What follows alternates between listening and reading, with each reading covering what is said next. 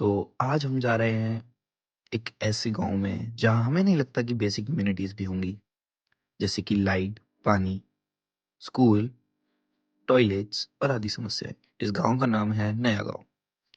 ये काफी सुंदर सा और छोटा सा शिवपुरी बेल्ट का गांव है, जहां हमारे लिए लोग टेंट लगा रहे थे और आगे एक बच्चे का बर्थडे सेलिब्रेशन हो रहा था। ये सरपंच है वहां की, और देखिए कि किस प्रकार से खुशियां मनाते ये लोग दिख रहे हैं। हम आगे चलते चलते हमें एक प्यारी सी झील दिखी, जिस झील में हम कहीं खो से गए। बहुत सुंदर झील थी। इन दादी ने बताया कि कैसे उनके बच्चे और हस्बैंड का मर्डर कर दिया गया था। इन दादी ने पानी, लाइट आदि समस्या सारी बताई। फिर हम चले गए स्पीड मेंटरिंग के लिए, सब गांव वालों को इकट्ठा करने। धीरे धीरे हमने गांव वालों को इकट्ठा किया, काफी लोगों से बातें की, उनका रहन सहन देखा और पूरा गांव एक्सप्लोर किया। तब हमें एक चीज पता चली कि चाइल्ड लेबर, चाइल्ड मैरिज काफी कॉमन है। ऑलमोस्ट 95% से ज्यादा वुमेन्स की शादी 15 साल से पहले ही हो जाती है। यहाँ पे काफी वुमेन्स देखी हमने जो चाइल्ड मैरिज की शिकार थी। चाइल्ड मैरिज इन लोगों को बिल्कुल नहीं पता कि इलीगल है, यहाँ पे काफी कॉमन है। और इन लोगों की मोस्ट समस्या सिर्फ पानी, लाइट और स्कूल था, जो कि शायद बेसिक इम्यूनिटीज होती हैं, जो कि इनको प्रोवाइड नहीं हो रही। हमने वहां पे एसडीएम से बात करके एक आयोजन करवाया, और वहां पे खुद आईपीएस मैम भी आई, जिन्होंने काफी कोशिश करी लोगों को समझाने की कि आप अपनी दिक्कतें हमको बता सकते हैं। लेकिन वहां के लोग ही कुछ ऐसे थे कि वो बताना नहीं आप चाहते। बोलेंगे वो सुनेंगी, वो बोलेंगे आप सुनेंगे, आप पूछेंगे वो बताएंगे, है ना। ये चीज है अपना खुद का कार्यक्रम। मैम का स्वागत करके हम आगे बढ़ गए, और यहाँ से हमारा स्पीड मेंटरिंग सेशन चालू होता है।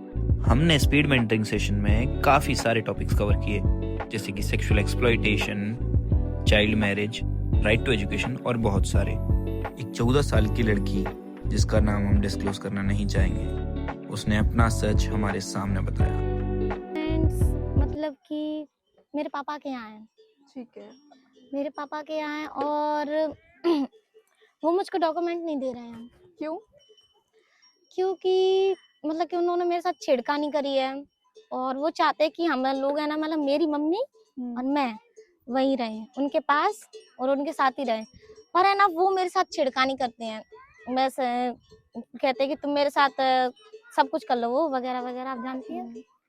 वो सब चीज कर लो और तुम मेरे साथ रहो, तुम्हारी मम्मी भी मेरे साथ रहेगी, तुम दोनों मतलब कि मेरे साथ एक टाइप की घरवाली बन के रहो। तुमको जो चीज चाहिए मैं तुम्हें वो चीज दूंगा, तुमको आगे पढ़ना है मैं तुमको आगे भी पढ़ाऊंगा, पर तुम मुझे है ना वो चीज दो जो मैं तुमसे मांग रहा हूँ। तो मतलब कि अब मेरी इज्जत है, मैं उसको दे तो नहीं सकती हूँ, आप समझ। ये कहानी सुनने के बाद हम इस गांव में और इंटरेस्ट लेने लगे, और हमको पता पड़ा कि 13 साल की बच्चियों के भी बच्चे हैं। हाँ हाँ, सही सुना आपने, 13 साल। और एक नहीं, बहुत सारे लोग हैं ऐसे। आप वीडियोस में भी देख सकते हैं।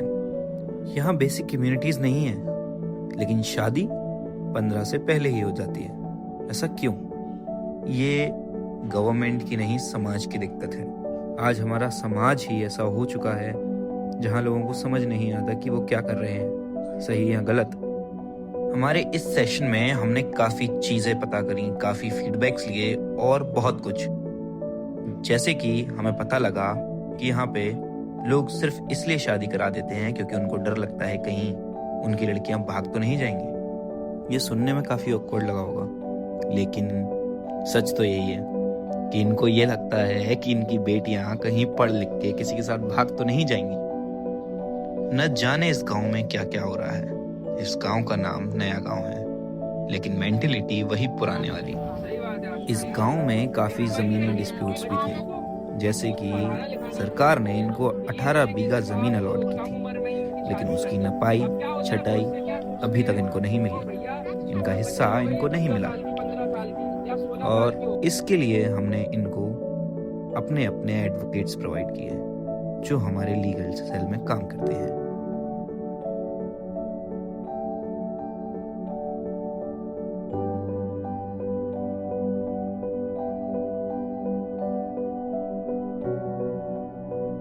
फिर डे 2 पर हमने स्पीड मेंटरिंग सेशन 2 का आयोजन किया, जहां हम सिकरौदी गांव पहुंचे।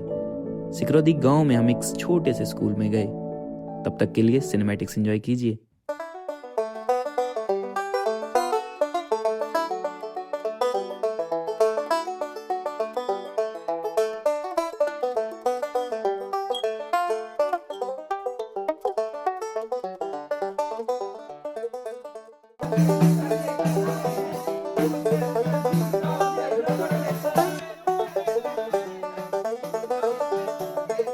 जब तक हमारी दूसरी टीम और लोगों को बुलाने गई, तब तक हमने स्टूडेंट्स को इकट्ठा करके राइट टू एजुकेशन के बारे में समझाया और फीमेल्स को अकेले में हाइजीन के बारे में।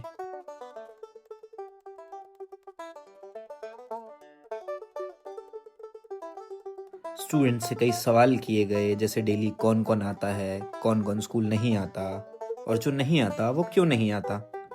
और बच्चों के आंसर्स काफ़ी लाफिंग थे। जैसे कि एक बच्चा कहता है कि मैं इसलिए डेली नहीं आता क्योंकि मुझे टीवी देखनी होती है। बच्चों को चाइल्ड मैरिज के बारे में भी समझाया। शादी करना सही चीज होती है कि गलत होती है ना? तो किसी को पता है यहाँ पर कि किसी बच्चे की अगर मतलब किसी इंसान की अगर शादी अभी तक बच्चे काफी बोर नजर आ रहे थे, लेकिन इसीलिए हमने उनके लिए स्ट्रीट प्ले रेडी किया था और साथ ही साथ सारे गांव वाले इकट्ठे हो चुके थे। तो आइए देखते हैं हमारा स्ट्रीट प्ले। दूर देश से दूर गांव से नुक्कड़ लेकर आए हैं, दूर देश से दूर गांव से नुक्कड़ लेकर आए हैं, दूर देश से दूर गांव से नुक्कड़ लेकर आए हैं। अरे सुनो रे भैया, सुनो रे बहना, अरे सुनो रे भैया, सुनो रे बहना, अरे सुनो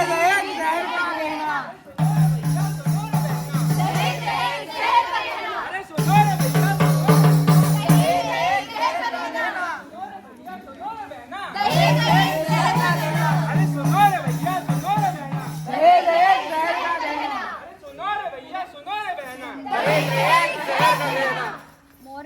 नमस्कार। हम ITM कॉलेज की तरफ से कानून के छात्र आज आपके सामने दहेज के ऊपर एक नुक्कड़ नाटक प्रस्तुत करेंगे।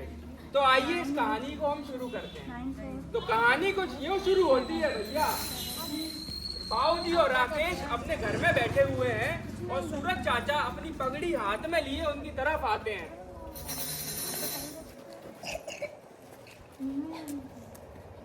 ए भगवान, क्या होगा मेरी बिटिया की शादी का? समाज क्या बोलेगा?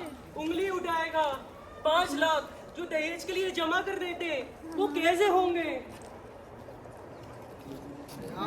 भाई साहब आ गए आप, आइए बैठिए। क्या हुआ उन 5 लाख रुपए का जो तुमने दहेज में देने का वादा किया था? बाबूजी, मैंने दिन रात खेतों में काम करा, लेकिन पैसों का इंतजाम नहीं हो पाया। पैसों का इंतजाम नहीं हो पाया? ऐसे कैसे नहीं हो पाया? पैसों का इंतजाम नहीं हुआ तो शादी नहीं होगी। 5 लाख रुपए तो तुम्हें देने पड़ेंगे दहेज में। बेटा, बाबूजी, ये कैसी तो मेरी रोजी रोटी है, और ये भी भेज दिया तो बाकी तो बेटियों को क्या खिलाऊंगा? रो चाचा, हमें इससे कोई मतलब नहीं है। शहर में रहना है तो खर्चा भी लगता है और गाड़ी भी बड़ी चाहिए, नहीं तो लोग कहेंगे इंजीनियर को साइकिल दे दी। बेटा, तुम तो इसी मिट्टी में खेले हो, रहम करो, भगवान से तो डरो। रहम गया तेल लेने, अगर पैसे नहीं आए तो शादी भी नहीं होगी। बेचारे सूरज चाचा जैसे तैसे पैसे जोड़ जाड़ कर अपनी बिटिया की शादी राकेश से करवाते हैं।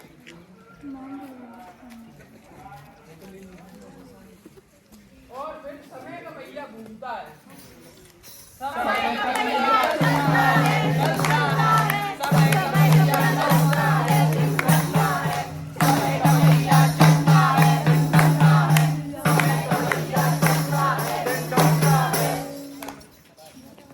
समय का भैया भी चल गया और दिन भी ढल गया। जो राकेश था वो अपनी जमीन बेच बाच कर शहर चला गया और खूब पैसे बनाए और खूब मौज काटी। पर कुदरत का कानून सबसे बड़ा है भैया। आज राकेश के घर भी जवान बेटी है, उसका भी ब्याह नजदीक है। और राकेश अब बुढ़ा हो चुका है और हाथ में लाठी लिए अपने घर में खड़ा है। इतने में सिया उसके पास मिलने आती है। बापू बापू, आपने मेरी शादी उन मिश्रा जी के यहाँ तय कर दी, लेकिन वो तो बहुत ज्यादा पैसे मांग रहे हैं। हाँ बेटा, मिश्रा जी ये भी कह रहे थे कि उनके लड़के को विदेश जाना है, जिसका खर्चा भी मुझे ही देना होगा। पर बापू, मैं पढ़ भी तो सकती हूँ, अच्छी नौकरी भी तो कर सकती हूँ। कह तो सही रही है, पढ़ भी सकती है, आगे बढ़ भी सकती है, लेकिन अगर मैंने इसकी शादी नहीं की तो समाज में मैं क्या मुंह दिखाऊंगा? अब मैं क्या करूँ? मुझे तो लगता है बापू बड़े परेशान हैं। लगता है मुझे कुछ कर ही देना चाहिए इनके लिए। एक बार बात करती हूँ, शायद मेरी पढ़ाई के लिए मान जाए। बापू बापू, हाँ बेटा। आप बड़े परेशान लग रहे हो, एक बार मेरी बात तो सुनो। मैं ये कह रही हूँ, आप मुझे पढ़ने क्यों नहीं देते? आप मेरे को पढ़ने दो, मैं शादी नहीं करना चाहती अभी।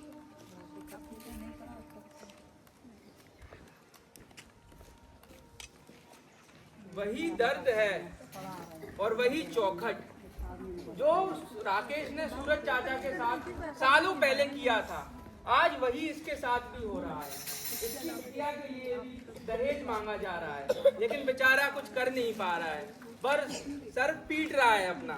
इतने में इससे मिलने मिश्रा जी और मिश्राएं आते हैं।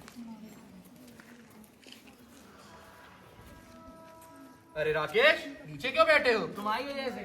क्यों, हमने क्या किया? हमने तुम्हारी भैंस चुराई है। अरे नहीं नहीं भाभी जी, मेरा वो मतलब नहीं था। देखो राकेश भाई साहब, बात है 20 लाख नगद और घर के कागज आएंगे तभी बात बढ़ेगी। पर मेरे पास इतने सारे पैसे देने के लिए नहीं है, मैं कहाँ से लाऊंगा इतने पैसे? हमने अपने लड़के पर खर्चा किया तो वसूलेंगे भी, इसके बिना बात नहीं बनेगी। मिश्रा जी, आप ही भाभी जी को समझाइए। मेरी नहीं चलती घर में, भाभी जी डिसीजन लेंगी। हाँ तो मैंने कह दिया, मकान के कागज आएंगे तभी बात बढ़ेगी।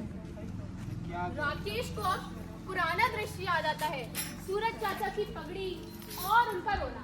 कैसे वो गिड़गिड़ाए थे, पर ये ना माना था। आज इसके साथ भी वैसा ही हो रहा है। सब मेरी ही गलती है।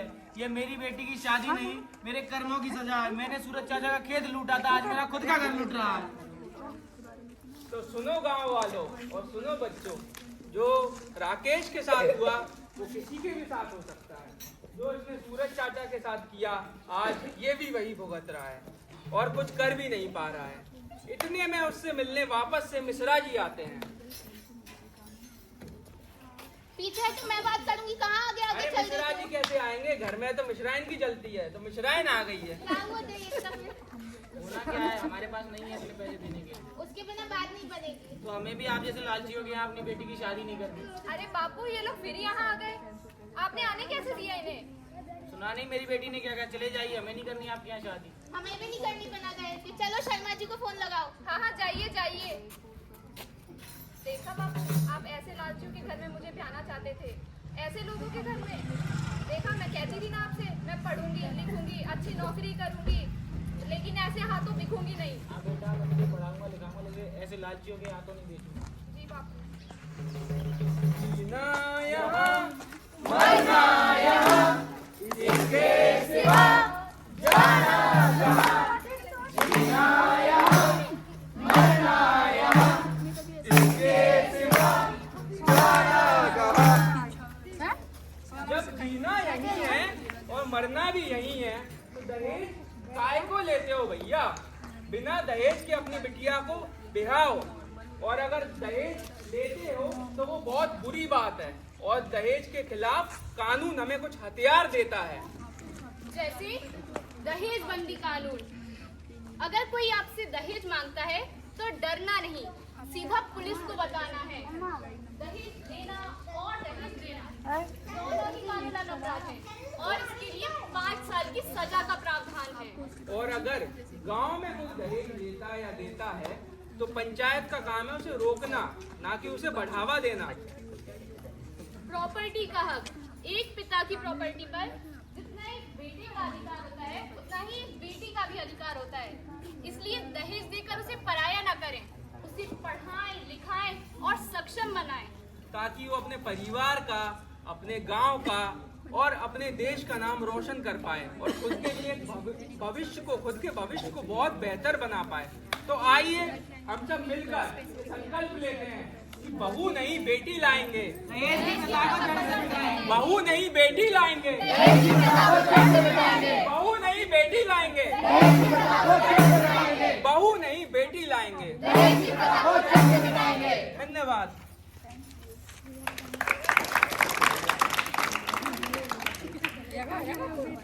सबने काफ़ी इंजॉय किया। फिर हमने कुछ बच्चों से बात करी और वुमेन्स को समझाया कि अगर आपको कोई भी ज़रूरत है तो आप हमारे लीगल एड को कांटेक्ट कर सकते हैं। वहाँ हमारा एक लीगल एड क्लिनिक है।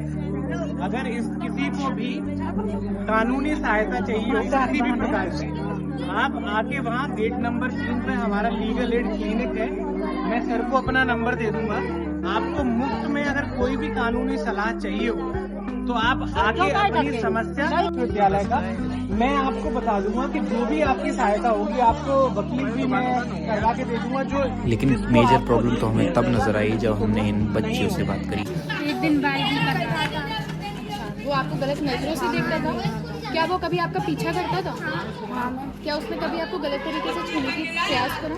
किया था तो हमने घर पे भी बता दिया था। तो अच्छा, आप लोगों ने क्या करा था ये चीज़ को रोकने के लिए? पहले तो टीचरों को बताया था, फिर अपने घर पे भी बताया था। तो टीचरों ने क्या करा? टीचरों ने बोल दी थी कि ना अपने घर आया नहीं तो मैं घर पे जा रहे तो मैं हमारा पीछा करके मैं जा रहा था। एक दिन ना हमारे कंधे पे हाथ रखा, हमने उसको हटाया। लेकिन यहाँ की गर्ल्स काफ़ी ब्रेव थी। उन्होंने सीधा एक्शन लिया और सीधा घर वालों को बताया। And thank you so much for the audience जो ये सब वीडियोस देख रहे हैं।